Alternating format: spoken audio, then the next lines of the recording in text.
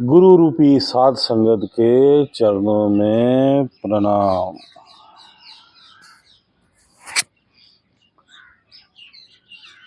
दिल का हुजरा साफ कर, जाना के जाना आने के लिए, ध्यान गैरों से हटा उसके आने के लिए।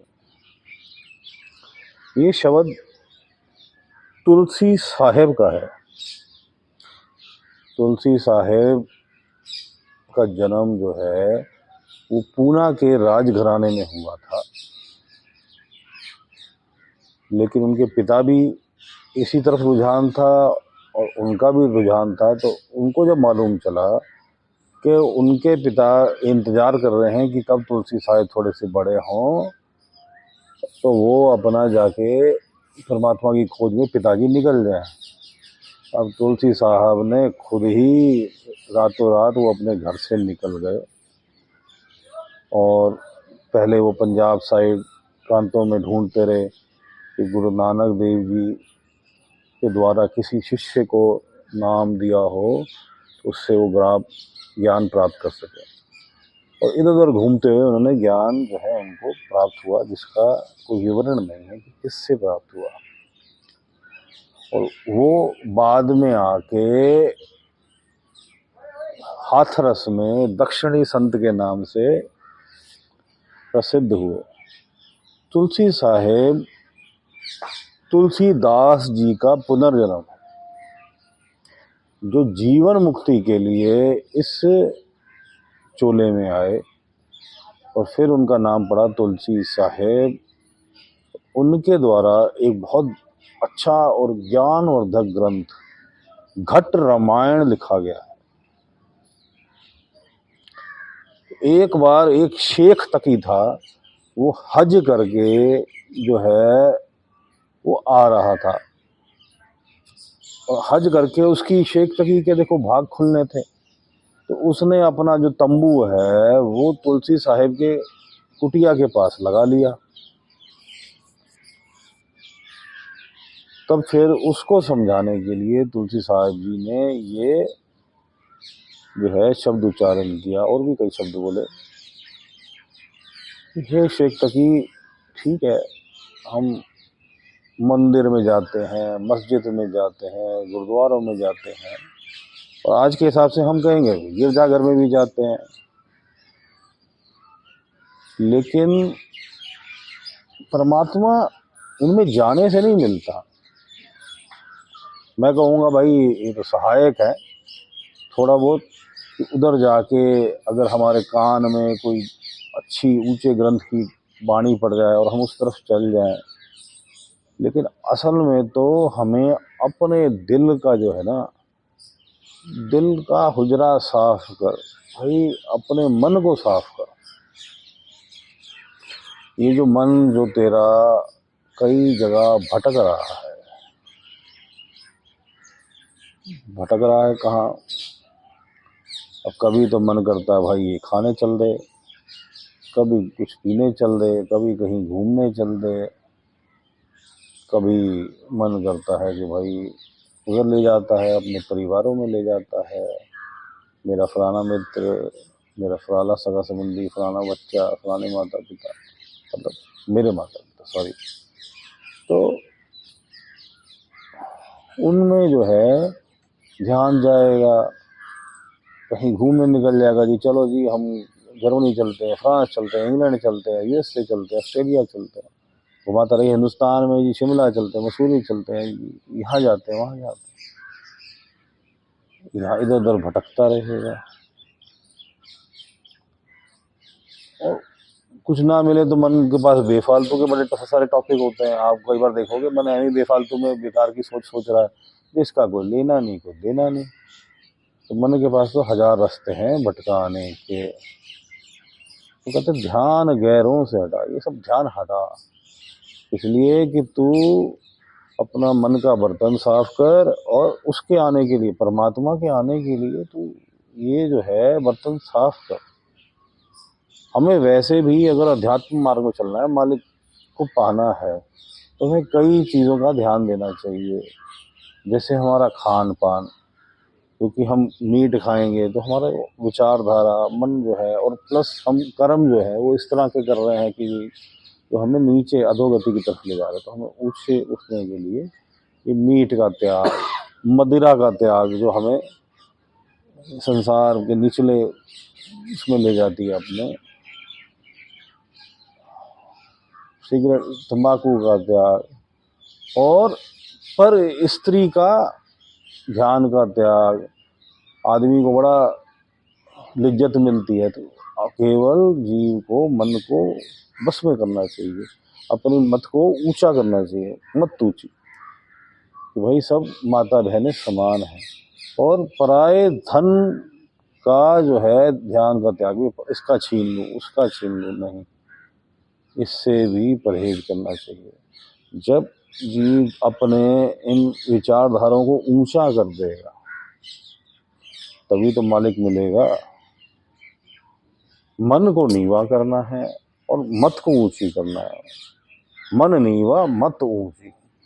मन इस प्रकार कि भाई मैं कुछ भी नहीं हूँ, ये मालिक सब तेरा है, सब तेरा है, सब तेरा है, सब तू ही तू, तू ही तू, ताकि अहंकार जो है वो बार बार प्रवेश ना कर सके।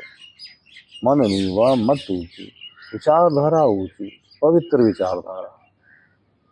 तो पवित्र विचारधारा जो है वो जीव को काम से दूर करती है, काम का एंटीडोज, कि भाई पवित्र विचारधारा, अगर पवित्र विचारधारा करे रखेगा तो ये काम का एंटीडोज है, काम को दूर भगाती है। ये भी तो 5 विकारों में से, मन के 5 घोड़ों में से एक घोड़ा है काम। जिस प्रकार क्रोध को क्षमा जो है वो एंटीडोज का काम करती है। क्रोध जो है अगर हम क्षमा कर देंगे, मान लो किसी से कोई भिड़ा तो ये अच्छा भाई मैं मन में सोचा इसको क्षमा किया, और वो अगर ज़्यादा कुछ कह रहा तो भाई तू मुझे क्षमा कर दे, तो आपको क्रोध नहीं उत्पन्न होगा।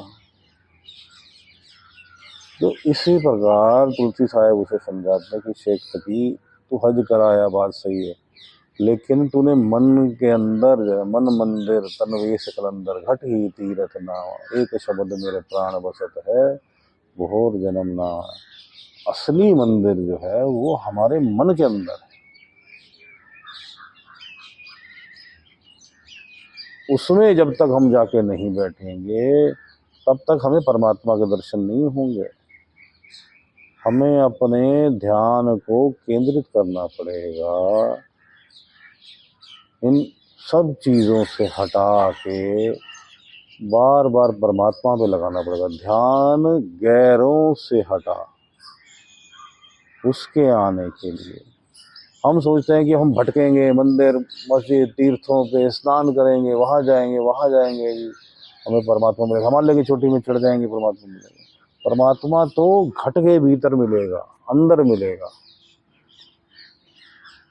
तीर्थों में कभी कभी किसी विरले मनुष्य को ज्ञान भी मिल जाता है, लेकिन ज़्यादातर तो वहाँ पे आडम्बरों में बेचारे फंसे हुए हैं, तो जीव भी जाके वहाँ आडम्बर ही करता है। तो केवल कुछ पुण्य लेके आ जाता है, जो उसके कर्म में आगे कभी अच्छा फल दे देते हैं। तो भाई ये कर्म के खेल से छूटना है। पाप पुण्य दो एक समान, कबीरदास जी कहते हैं कि भाई ये पाप और जो पुण्य है ये दोनों एक समान है मेरे लिए, मतलब कबीर साहब के लिए। वो कैसे? कह रहा भाई पाप करेगा तो लोहे की जंजीरी है, और अगर पुण्य करेगा तो सोने की जंजीरी है। अब पाप जीव करता है तो जीव को नरक या दुख मिलता है, और फिर जन्म मिलता है उन दुखों को भोगने के लिए। वो पुण्य करता है तो उसको भाई को राजा का जन्म मिल गया, या अच्छे परिवार में जन्म मिल गया, अच्छे भोग मिल गए, और फिर भी उन भोगों में वो फंस जाता है, और ज़्यादातर देखा गया फिर वो पापी हो जाता है, अहंकारी हो जाता है, फिर वो पाप करता है, फिर वो उसी चक्र में घूमता रहता है। तो जीव क्या करे फिर?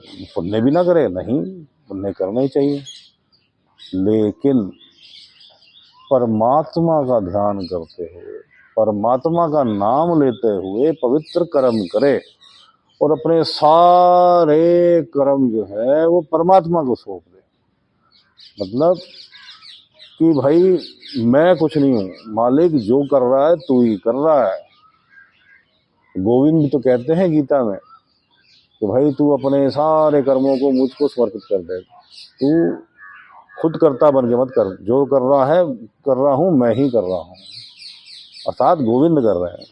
तो हम भी ये विचारधारा मन में लाएं कि जो भी कर रहा है वो परमात्मा कर रहा है, कुल मालिक कर रहा है, वो राधा स्वामी, वो आत्मा का स्वामी वो कर रहा है, वो अल्लाह कर रहा है। मैं कौन कुछ करने वाला? मैं तो एक तिनका भी इधर से उधर नहीं हिला सकता। क्या मैं एक तिनका भी उत्पन्न कर सकता हूँ? नहीं कर सकता। वो कौन करता है उत्पन्न? मालिक करता है। क्या मेरे बस में कुछ भी है संसार में? कुछ भी नहीं। सब कुछ जो है मालिक के हुक्म से हो रहा है। कण कण जो है वो उसके हुक्म के अंदर है। तो भाई फिर तू पवित्र कर्म कर और सब मालिक को समर्पित कर दे कि हे मालिक तेरे हुक्म से ये हो रहा, मैं कुछ नहीं कर रहा, बस मुझको तो अपनी एक सेवा बख्श दे। कौन सी सेवा? कि मैं तेरे ध्यान में मगन हूँ, तेरी कामना करूँ कि हे मालिक तू मुझे मिल जा, तुझसे प्रेम करो, तेरी कृपा हो, मैं तेरे ध्यान में बैठ जाऊं, मेरा मन जो है वो टिक जाए। किसमें टिक जाए? तुझ में टिक जाए। इस संसार में कुछ भी ऐसा नहीं है जो स्थिर है। क्या मांगू कुछ स्थिर नाही, देखत नैन चलियो जग जाए, लंका सकोट समुद्र सी खाई। क्या मांगू मैं? जो रावण है, रावण जैसा प्रतापी राजा जिसने पता नहीं कितने वेद पढ़ रखे थे, कितना उसे ज्ञान था, जिसका जो किला है वो लंका में था, जो समुद्र सी खाई पार करके जाना पड़ता था, उसके घर में भी कौन बचा? सब चले गए, उसका वो राज्य भी चला गया। चंद्र सूरज जो है जिसके करे रसोई, रसोई करती थी उसके चंद्र सूरज, जिसने सब ग्रहों को बांध के रखा हुआ था, जिसके पुत्र ने इंद्र को भी जीत रखा था, और जिसके 1,00,000 पूत 1,25,00,000 नाती, तो उसके घर में कोई दिया जलाने वाला भी नहीं बचा।